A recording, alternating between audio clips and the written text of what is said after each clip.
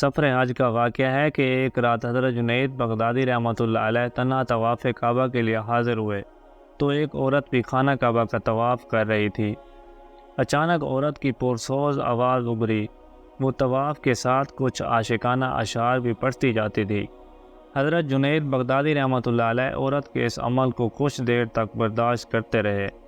پھر جب اس خاتون کی آواز طواف میں خلل انداز ہونے لگی تو آپ اس کے قریب پہنچے اور نہایت پرجلال لہجے میں فرمانے لگے، اے بے خبر، تجھے اس مقدس و محترم مقام پر اپنی ناپاک آرزوئیں بیان کرتے ہوئے شرم نہیں آتی؟ عورت نے معذرت کرنے کی بجائے اس قسم کے چند اور عاشقانہ اشعار پڑھ دیے۔ حضرت جنید بغدادی رحمۃ اللہ علیہ مزید کچھ کہنا چاہتے تھے کہ وہ عورت آپ سے پوچھنے لگی، میں کیا کر رہی ہوں، اسے چھوڑیں، تم یہ بتاؤ کہ خدا کا طواف کرتے ہو یا خانہ خدا کا؟ حضرت جنید رحمۃ اللہ علیہ نے کسی تعامل کے بغیر فرمایا، ہم اہل ایمان خانہ خدا کا طواف کرتے ہیں۔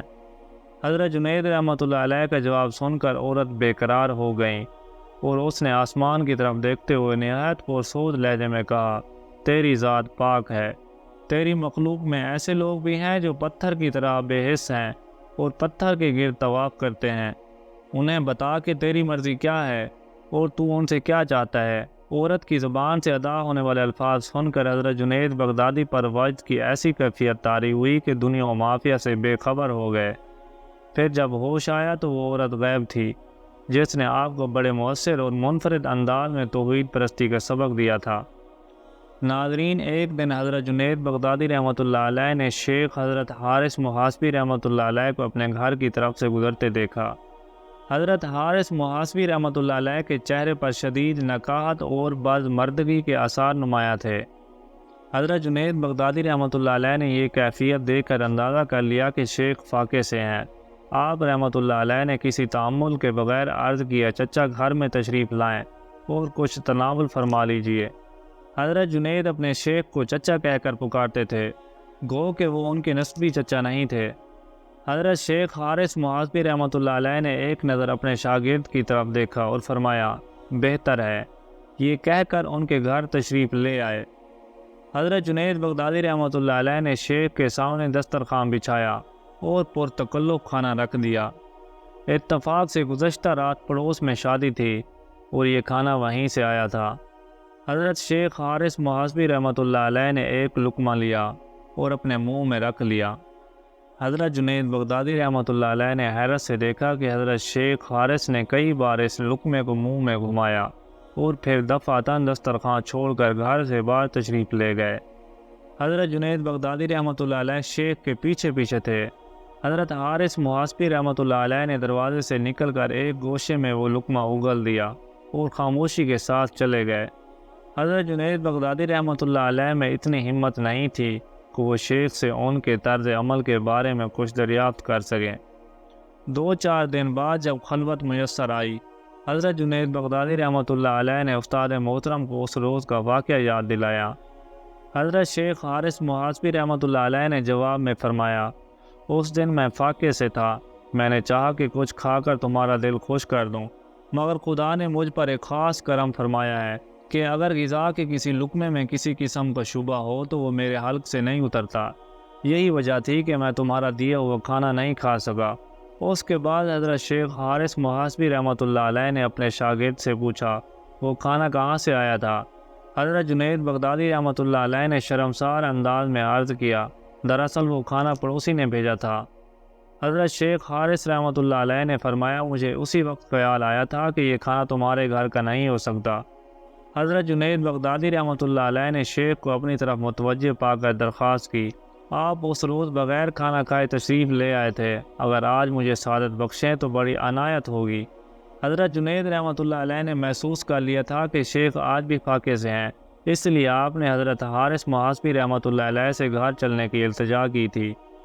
حضرت شیخ فوراً آمادہ ہو گئے، مگر اتفاق سے اس روز حضرت جنید بغدادی رحمۃ اللہ علیہ کے لیے یہاں سوکھی روٹی کے سوا کچھ نہیں تھا۔ آپ کو بہت خیفت محسوس ہوئی، لیکن شیخ کے بھوکے ہونے کے خیال سے آپ نے وہی خوش روٹی پیش کر دی۔ اس وقت حضرت جنید بغدادی رحمۃ اللہ علیہ کے تعجب کی انتہا نہ رہی۔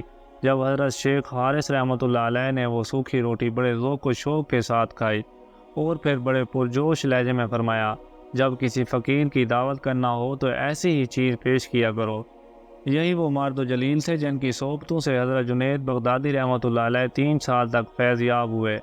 حضرت شیخ حارث محاسبی رحمۃ اللہ علیہ کا انتقال 234 ہجری میں ہوا۔ اس وقت حضرت جنید بغدادی رحمۃ اللہ علیہ کی عمر مبارک 28 سال کے قریب تھی۔ جنید بغدادی رحمۃ اللہ علیہ اپنے استاد شیخ حارث محاسبی رحمۃ اللہ علیہ کو یاد کر کے اکثر فرمایا کرتے تھے، افسوس معرفت کا آفتاب غروب ہو گیا اور میں اپنے خانہ دل کو اس کی ضیاء باریوں سے منور نہ کر سکا۔ بے شک حضرت جنید رحمۃ اللہ علیہ کا جذبہ طلب تسکین نہ پا سکا، مگر حضرت شیخ حارث محاسبی رحمۃ اللہ علیہ کی شکل میں آپ رحمۃ اللہ علیہ اس مرد جسور و غیور کو دیکھ لیا تھا، جس کی پیشانی نیاز خدا کے سوا کسی کے آستانے پر خم نہیں ہوئی۔ حضرت سری سکتی رحمۃ اللہ علیہ کا مقصد بھی یہی تھا۔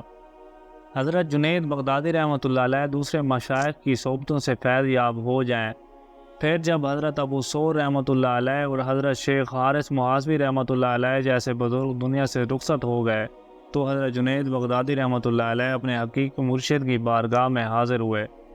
حضرت سری سکتی رحمۃ اللہ علیہ کے حق کے ارادت میں شامل ہونے سے پہلے حضرت جنید بغدادی رحمۃ اللہ علیہ اپنے والد محترم کی دکان پر بیٹھتے تھے۔ اس وقت جناب محمد کا انتقال ہو چکا تھا۔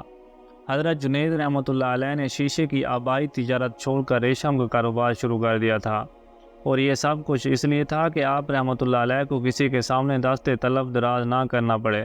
پھر یہ دکان بھی بند کر دی اور حضرت سری سکتی رحمۃ اللہ علیہ کے مکان میں گوشہ نشین ہو کر شدید مجاہدے کیے۔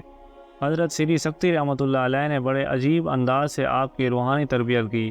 ایک دن حضرت جنید بغدادی رحمۃ اللہ علیہ نے اپنے پیر و مرشد سے عرض کیا، مجھے کوئی ایسا قصہ سنائیں جس سے عشق کی سچائی کا اظہار ہوتا ہو۔ حضرت سری سکتی رحمۃ اللہ علیہ نے ایک کاغذ پر کچھ تحریر کیا اور کاغذ حضرت جنید بغدادی رحمۃ اللہ علیہ کی طرف بڑھاتے ہوئے فرمایا، اسے پڑھ لینا کہ تمہارے لیے 700 قصوں سے بہتر ہے۔ جب حضرت جنید بغدادی رحمۃ اللہ علیہ نے تنہائی میں اس کاغذ کو کھول کر دیکھا تو عربی زبان کے 3 اشعار درج تھے کہ جب میں نے محبت کا دعویٰ کیا تو وہ بولی کہ تم جھوٹے ہو، اگر تمہیں محبت ہے تو تمہارے ہاتھ پاؤں اتنے درست کیوں نظر آ رہے ہیں؟ یاد رکھو کہ محبت اس وقت تک نہیں ہوتی کہ جب تک پیٹ کمر سے نہ لگ جائے اور تم اتنے کمزور ہو جاؤ کہ کوئی تمہیں پکارے تو جواب نہ دے سکو، اور اس قدر گل جاؤ کہ گوشہ چشم کے سوا کچھ باقی نہ رہے جس سے تم آنسو بہاؤ اور عاجزی کرو۔ یہ اشعار پڑھ کر حضرت جنید بغدادی رحمۃ اللہ علیہ پر گریہ طاری ہو گیا اور آپ کے سینے میں آتش و عشق اس طرح بڑکی کہ حق و تعالیٰ کی یاد کے سوا سب کچھ جل کر راکھ ہو گیا۔ حضرت سری سکتی رحمۃ اللہ علیہ کے روحانی اسباق بہت سادہ نظر آتے ہیں، مگر ان کی گہرائی کو سمجھ کر عمل پیرا ہونا بہت دشوار ہے۔ حضرت جنید بغدادی رحمۃ اللہ علیہ نے پیر و مرشد کے درس کو باغور سنا اور اس پر سختی کے ساتھ عمل کیا، یہاں تک کہ آپ پر معرفت کے عجیب اسرار منکشف ہونے لگے۔ آپ اپنے اس روحانی انقلاب کے بارے میں فرماتے ہیں، میں نے اپنے پیر و مرشد کو اکثر یہ کہتے سنا تھا کہ عشق میں بندہ ترقی کر کے اس درجے تک پہنچ جاتا ہے کہ اگر کوئی اس کے چہرے پر تلوار بھی مارے تو اسے خبر نہ ہو۔ انہیں اس بات کے درست ہونے میں شک تھا کہ کیا انسان پر ایسی کیفیت بھی طاری ہو سکتی ہے، مگر جب میں خود اسی حالت سے گزرا تو مجھے پیر و مرشد کے قول مبارک پر یقین آیا کہ بچپن میں حضرت سری سکتی رحمۃ اللہ علیہ نے آپ کے بارے میں فرمایا کہ خدا تیری زبان سے فیض جاری کرے گا۔ حضرت جنید بغدادی رحمۃ اللہ علیہ کو اس بات کا بہت قلق تھا۔ آپ سمجھتے تھے کہ پیر و مرشد کا اشارہ تقریر و کلام کے ذریعے دنیاوی کامیابی حاصل کرنے کی طرف ہے۔ پھر جب آپ حضرت سری سکتی رحمۃ اللہ علیہ کے حلقہ ارادت میں شامل ہوئے تو اکثر پیر و مرشد کی اس پیش گوئی کو یاد کر کے اداس ہو جاتے تھے۔ حضرت جنید بغدادی رحمۃ اللہ علیہ سمجھتے تھے کہ آخرت کی کامیابی آپ کی قسمت میں نہیں ہے۔ وقت گزرتا رہا اور حضرت جنید بغدادی رحمۃ اللہ علیہ ریاضت و مجاہدات کے ساتھ پیر و مرشد کی خدمت گزاری میں مصروف رہے۔ آخر ایک دن ایسا واقعہ پیش آیا جس نے آپ کا سارا رنج و ملال دور کر دیا۔ حضرت جنید بغدادی رحمۃ اللہ علیہ فرماتے ہیں کہ ایک روز میرے پاس 4 درہم تھے۔ میں نے انہیں پیر و مرشد کی خدمت میں پیش کرتے ہوئے عرض کیا، یہ آپ کے نظر ہیں، انہیں قبول فرما لیجئے۔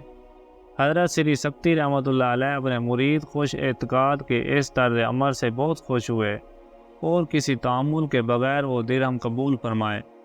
پھر حضرت جنید بغدادی رحمۃ اللہ علیہ کو مخاطب کرتے ہوئے بولے، نوجوان، تجھے فلاح اخروی بھی حاصل ہونے کی بشارت ہو۔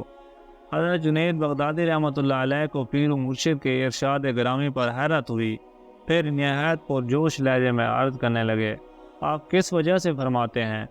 حضرت سری سکتی رحمۃ اللہ علیہ نے فرمایا، مجھے اس وقت 4 درہم کی ضرورت تھی اور میں نے دعا مانگی تھی کہ الہی یہ رقم مجھے اس شخص کے ہاتھ سے دلوا جو تیرے نزدیک فلاح پانے والا ہو۔ علامہ یافعی رحمۃ اللہ علیہ کا بیان ہے کہ اس خوشخبری کے بعد حضرت جنید بغدادی رحمۃ اللہ علیہ کا وہ ملال دور ہو گیا جو پیر و مرشد کی پہلی پیشگوئی سے آپ کے دل پر نقش ہو گیا تھا۔ پھر حضرت جنید بغدادی رحمۃ اللہ علیہ کی روحانیت اس درجے تک پہنچ گئی تھی کہ حضرت سری سکتی رحمۃ اللہ علیہ بھی آپ کی گفتگو سن کر حیران رہ جاتے تھے۔ ناظرین، حضرت جنید بغدادی رحمۃ اللہ علیہ کو طویل عرصے سے الہامی قسم کے خواب آتے رہے۔ یہ ایک منفرد انداز کی روحانی تربیت تھی۔ پھر اسی روحانی تربیت نے حضرت جنید بغدادی رحمۃ اللہ علیہ کو سید الطائفہ بنا دیا۔ یہ آپ رحمۃ اللہ علیہ کا لقب تھا، جس کا مفہوم ہے اپنے زمانے کے سرداروں کا سردار۔ ایک رات حضرت جنید بغدادی رحمۃ اللہ علیہ نماز تہجد ادا کرنے کے لیے اٹھے۔ پھر جب آپ رحمۃ اللہ علیہ نے نیت باندھنے کا ارادہ کیا تو ایک ناقابل بیان اضطراب طاری ہو گیا۔ حضرت جنید بغدادی رحمۃ اللہ علیہ کمرے میں ٹہلنے لگے، مگر بے قراری کی وہ کیفیت ختم نہیں ہوئی۔ آخر آپ رحمۃ اللہ علیہ بستر پر جا کر لیٹ گئے اور غور کرنے لگے کہ اس بے چینی کا سبب کیا ہے۔ خداوند، میں نہیں جانتا کہ آج یہ بے سکونی کیوں ہے اور مجھے یکسوئی کیوں میسر نہیں ہے۔ یہ سوچتے سوچتے بہت دیر گزر گئی، مگر حضرت جنید بغدادی رحمۃ اللہ علیہ کو کسی کروٹ چین نہیں آتا تھا۔ پھر یہ اضطراب وحشت میں تبدیل ہو گیا اور حضرت جنید بغدادی رحمۃ اللہ علیہ گھر کا دروازہ کھول کر باہر نکل آئے اور کھلی فضا میں ٹہلنے لگے۔ ابھی تھوڑی ہی دور گئے ہوں گے کہ آپ رحمۃ اللہ علیہ نے ایک شخص کو دیکھا جو بیچ راستے میں چادر اوڑھے لیٹا تھا۔ حضرت جنید بغدادی رحمۃ اللہ علیہ کو بڑی حیرت ہوئی کہ یہ کون شخص ہے جو رات کے پچھلے پہر اس طرح سر راہ سو رہا ہے۔ آپ رحمۃ اللہ علیہ آہستہ قدموں سے آگے بڑھے تاکہ سونے والوں کی نیند میں خلل واقع نہ ہو۔ حضرت جنید بغدادی رحمۃ اللہ علیہ دبے پاؤں گزر جانا چاہتے تھے، مگر جب آپ رحمۃ اللہ علیہ اس شخص کے قریب پہنچے تو وہ یکا یک اٹھ کر بیٹھ گیا۔ حضرت جنید بغدادی رحمۃ اللہ علیہ کو اس شخص کے اس طرح بیدار ہو جانے پر بڑی حیرت ہوئی۔ پھر وہ آپ کو مخاطب کر کے کہنے لگا، ابو القاسم، آپ نے آنے میں اتنی دیر کی۔ حضرت جنید بغدادی رحمۃ اللہ علیہ فرماتے ہیں کہ اس شخص کی بات سن کر مجھ پر رعب سا طاری ہو گیا۔ پھر میں نے ذرا سنبھل کر اسے جواب دیا، مجھے کیا خبر تھی آپ میرا انتظار کر رہے ہیں؟ پھر یہ کہ آپ سے کوئی وعدہ تو نہیں تھا کہ جس کی پابندی مجھ پر فرض تھی؟ اس شخص نے کہا، ابو القاسم، آپ سچ فرماتے ہیں، مگر میں نے خداوند ذوالجلال سے جو دلوں کو حرکت دیتا ہے اور مقلب القلوب ہے یہ دعا کی تھی کہ آپ کے دل کو حرکت دے کہ میری جانب مائل کر دے۔ بے شک حق کو تعالیٰ نے میرے دل کو آپ کی طرف مائل کر دیا، مگر یہ بتائیں کہ آپ مجھ سے کیا چاہتے ہیں؟ حضرت جنید بغدادی رحمۃ اللہ علیہ نے فرمایا۔ اس شخص نے کہا، ابو القاسم، میں ایک سوال کا جواب چاہتا ہوں، یہ سوال مجھے کئی دنوں سے پریشان کر رہا ہے۔ حضرت جنید بغدادی رحمۃ اللہ علیہ بہت غور سے اس شخص کا سوال سنتے رہے۔ سوال یہ تھا کہ مرد نفس کب نفس دوا بن جاتا ہے؟ جب وہ شخص اپنی بات مکمل کر چکا تو حضرت جنید بغدادی رحمۃ اللہ علیہ نے فرمایا، جب انسان اپنی خواہشات کی مخالفت کرتا ہے تو اس حالت میں نفس کا مرد ہی دوا بن جاتا ہے۔ حضرت جنید بغدادی رحمۃ اللہ علیہ کا جواب سنتے ہی اس شخص نے اپنے دل کو مخاطب کرتے ہوئے کہا، میں نے تجھے 7 بار یہی جواب دیا مگر تو نے میری بات نہیں مانی۔ ہر مرتبہ یہی کہتا رہا کہ جب تک جنید نہیں کہیں گے اس وقت تک نہیں مانوں گا۔ اب تو نے سن لیا کہ جنید کیا کہتے ہیں۔ یہ کہہ کر وہ شخص تیز رفتاری کے ساتھ چلا گیا۔ حضرت جنید بغدادی رحمۃ اللہ علیہ کچھ دیر تک حیرت و سکوت کے عالم میں کھڑے سوچتے رہے کہ وہ کون شخص تھا اور کہاں سے آیا تھا۔ حضرت جنید بغدادی رحمۃ اللہ علیہ نے ارادتاً کبھی کسی کرامات کا اظہار نہیں کیا، مگر بڑے بڑے مشائخ آپ رحمۃ اللہ علیہ کے روحانی تصرف کے قائل تھے۔ مشہور بزرگ عفیف رحمۃ اللہ علیہ کہتے ہیں کہ میں حج کے لیے جا رہا تھا۔ روانگی سے پہلے میں نے سوچا تھا کہ شیخ جنید بغدادی رحمۃ اللہ علیہ کی خدمت میں حاضری دوں گا، مگر جب بازار پہنچا تو اپنی صوفیت اور درویشی کا غرور آڑے آ گیا۔ میں تقریباً 40 دن تک بغداد میں رہا، مگر شیخ جنید رحمۃ اللہ علیہ کی خدمت میں حاضر نہ ہو سکا۔ اس دوران میرا معمول تھا کہ جب اپنے وظائف سے فارغ ہو جاتا تو شہر کے باہر جا کر کسی پاک صاف چشمے سے پینے کے لیے پانی لے آتا۔ ایک دن میں پانی لینے کی غرض سے جنگل میں چلا جا رہا تھا کہ ایک ہرن کو دیکھا جو کنویں میں منہ ڈال کر پانی پی رہا تھا۔ میں نے ڈول ڈالا مگر رسی چھوٹی ہونے کی وجہ سے پانی تک نہ پہنچ سکی۔ مجھے حیرت ہوئی کہ آخر وہ ہرن کس طرح اپنی پیاس بجھا رہا تھا۔ یہ میری آنکھوں کا دھوکہ تھا یا پھر ہرن کے لیے کنویں کا پانی چھلک اٹھا تھا۔ میں کچھ دور تک اسی ذہنی کشمکش میں مبتلا رہا۔ آخر پانی کی تلاش میں آگے بڑھ گیا۔ اب میرا سفر جاری تھا کہ یکایک ایک صدائے غیبی سنائی دی۔ وہ تیری آنکھوں کا دھوکہ نہیں تھا۔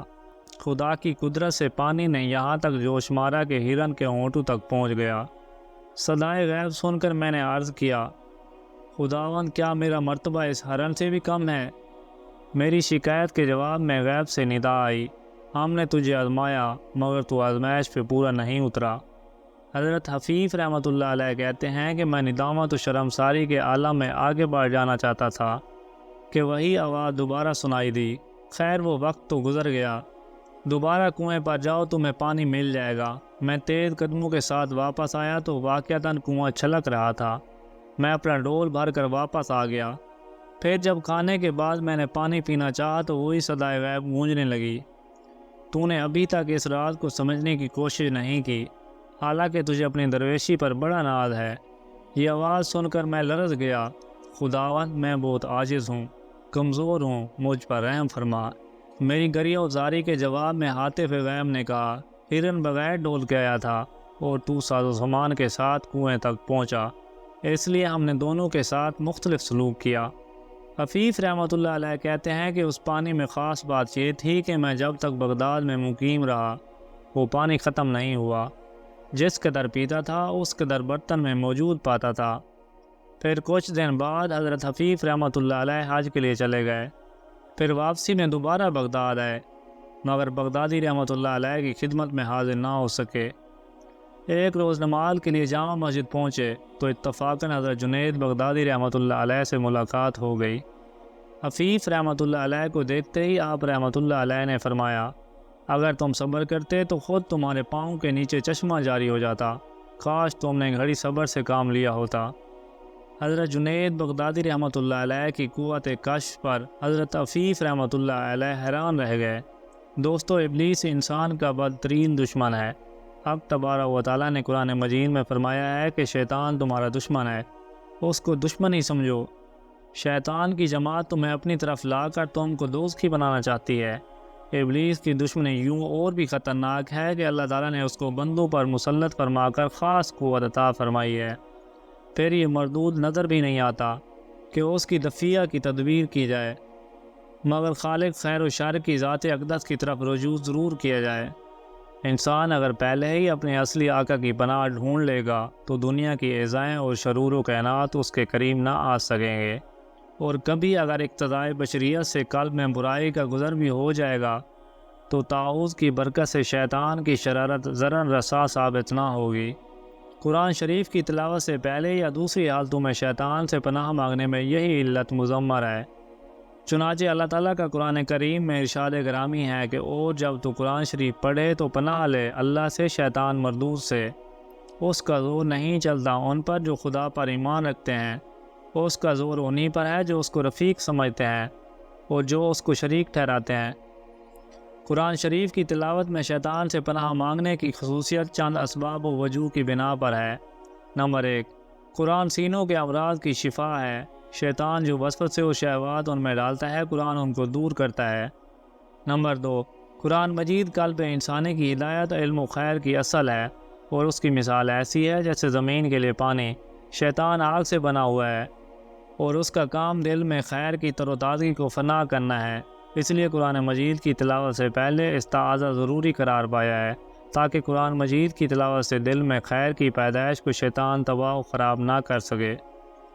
تیسرا سبب یہ ہے کہ قرآن مجید کی تلاوت کرنے والوں سے فرشتے نزدیک ہوتے ہیں، قرآن کو سنتے ہیں۔ شیطان فرشتوں کی ضد اور خدا تعالیٰ کا دشمن ہے، اس لیے قرآن مجید تلاوت کرنے والوں کو حکم ہوا ہے کہ اللہ کے دشمن کو اپنے پاس سے دفع کر دیں تاکہ فرشتوں کی موجودگی میں کوئی رکاوٹ نہ رہے، کیونکہ فرشتے اور شیطان یکجا جوان نہیں ہو سکتے۔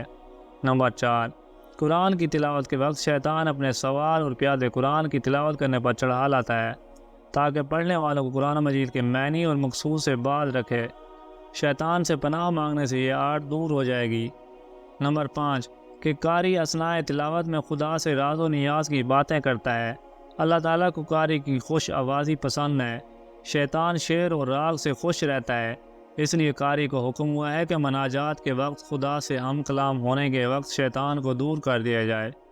قرآن مجید تلاوت کرتے وقت شیطان دخل انداز ہو کر قاری کو غلطی میں مبتلا کر دیتا ہے، پریشان کرتا ہے، مہم کو پرگندہ کرتا ہے۔ اس تحادث سے یہ خرابی دور ہو جائے گی۔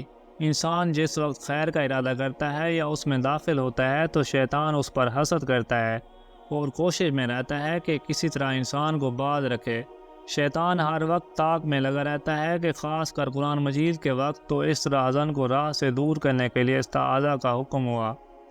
استعاذہ قرآن مجید کا مقدمہ ہے۔ جب کوئی شخص اعوذ باللہ پڑھتا ہے تو سننے والا سمجھ جاتا ہے کہ اس کے بعد قرآن مجید پڑھے گا، وہ قرآن سننے کے لیے مستعد ہو جاتا ہے۔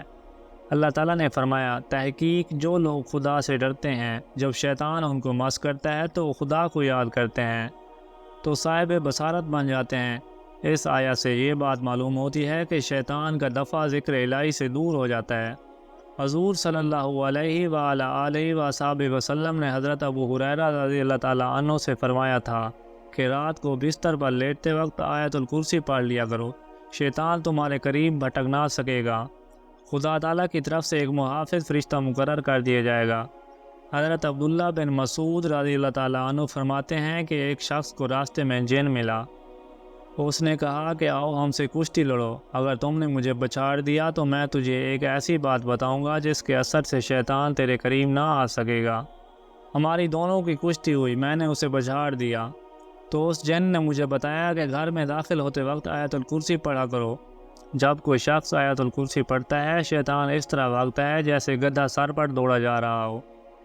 حضرت جنید بغدادی رحمۃ اللہ علیہ کی خدمت میں کسی نے تحفے کے طور پر ایک پرندہ بھیجا جسے آپ نے قبول فرما لیا۔ کافی عرصے تک وہ پرندہ آپ کے پاس ایک پنجرے میں بند رہا۔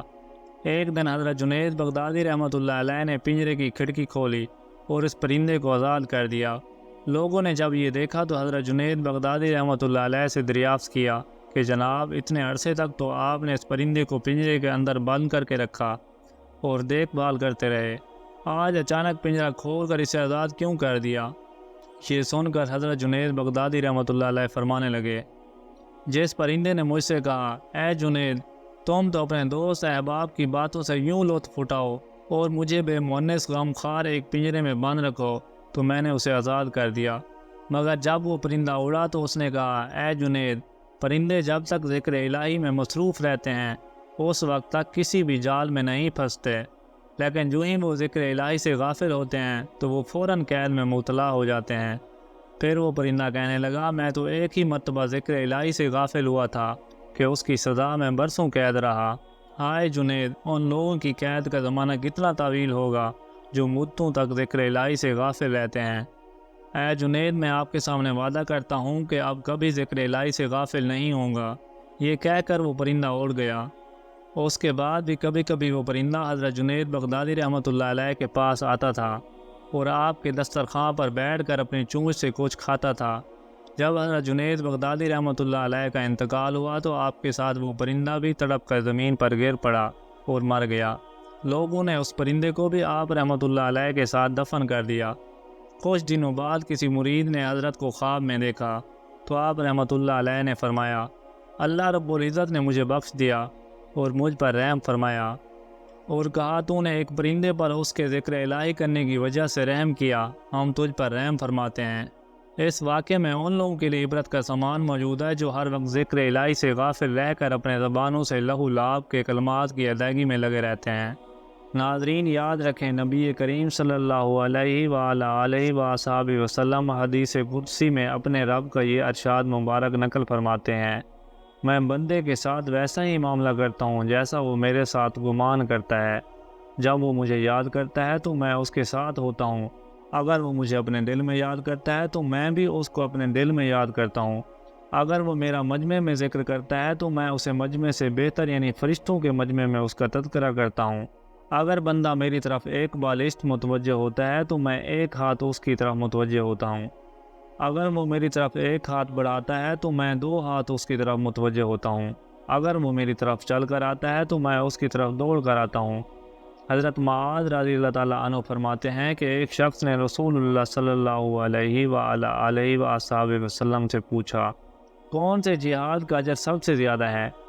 ارشاد فرمایا، جس جہاد میں اللہ تعالیٰ کا ذکر سب سے زیادہ ہو۔ پوچھا، روزہ داروں میں سب سے زیادہ اجر کسے ملے گا؟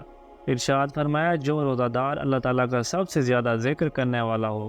پھر اسی طرح نماز، زکوٰۃ، حج اور صدقہ کے متعلق رسول اللہ صلی اللہ علیہ وآلہ وآلہ وسلم نے فرمایا کہ وہ نماز، زکوٰۃ، حج اور صدقہ افضل ہے جس میں اللہ تعالیٰ کا ذکر زیادہ ہو۔ حضرت ابوبکر صدیق رضی اللہ تعالیٰ عنہ نے حضرت عمر رضی اللہ تعالیٰ عنہ سے فرمایا، ابو حفص، ذکر کرنے والے سارے خیر و بھلائی لے گئے۔ رسول اللہ صلی اللہ علیہ وآلہ وسلم نے ارشاد فرمایا، بالکل ٹھیک کہتے ہو۔ رسول اللہ صلی اللہ علیہ وآلہ وآلہ وسلم نے فرمایا، قسم ہے اس ذات کی جس کے قبضے میں میری جان ہے، اگر تمہارا حال ہمیشہ ویسا ہی رہے جیسا میرے پاس ہوتا ہے اور تم ہر وقت اللہ تعالیٰ کے ذکر میں مشغول رہو تو فرشتے تمہارے بستروں پر اور تمہارے راستوں میں تم سے مسافہ کرنے لگیں۔ لیکن حنظلہ، بات یہ ہے کہ یہ کیفیت کبھی کبھی ہوتی ہے۔ آپ صلی اللہ علیہ وآلہ وسلم نے یہ بات 3 مرتبہ ارشاد فرمائی، یعنی انسانوں کے ایک ہی کیفیت ہر وقت نہیں رہتی بلکہ حالات کے اعتبار سے بدلتی رہتی ہے۔ حضرت ابو موسیٰ رضی اللہ تعالیٰ عنہ روایت کرتے ہیں کہ نبی کریم صلی اللہ علیہ وآلہ وآلہ وسلم نے ارشاد فرمایا، جو شخص اللہ تعالیٰ کا ذکر کرتا ہے اور جو ذکر نہیں کرتا، ان دونوں کی مثال زندہ اور مردے کی طرح ہے۔ ذکر کرنے والا زندہ اور ذکر نہ کرنے والا مردہ ہے۔ ایک روایت میں یہ بھی ہے کہ اس گھر کی مثال جس میں اللہ تعالیٰ کا ذکر کیا جاتا ہو زندہ شخص کی طرح ہے، یعنی وہ آباد ہے، اور جس میں اللہ تعالیٰ کا ذکر نہ ہوتا ہو وہ مردہ شخص کی طرح ہے، یعنی ویران ہے۔ ہماری اللہ تعالیٰ سے دعا ہے کہ اللہ پاک ہمیں ذکر کی لذتیں اور برکتیں عطا فرمائے اور ہمیں کثرت سے ذکر کرنے والا بنائے۔ آمین یا رب العالمین۔